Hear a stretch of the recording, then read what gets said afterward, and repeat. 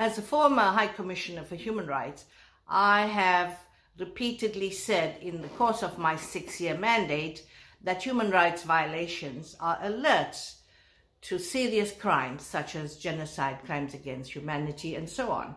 Now, over half a century since protection of individual human rights and prohibitions against atrocity crimes acquired the status of binding international norms, the world continues to witness horrendous human suffering and widespread and systematic violence against civilians from rebel and terrorist groups, as well as at the hands of state actors.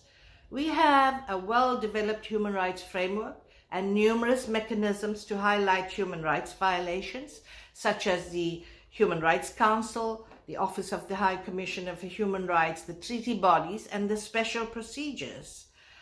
And the United Nations Security Council regularly addresses serious human rights violations in conflict situations that endangers peace, as well as gender-based violence.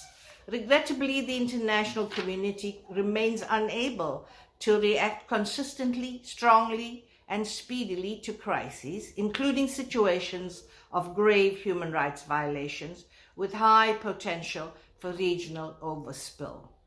And why is this so? One of the reasons, as was explained to me by members of the UN Security Council when I made my reports as High Commissioner for Human Rights to the Security Council, is that they lack enforcement power. They do have certain tools, but not enforcement power. And the same would apply to human rights bodies, as well as the treaty bodies and so on. They have persuasive authority only and can only appeal to states to act in compliance with their international obligations to which they have committed themselves.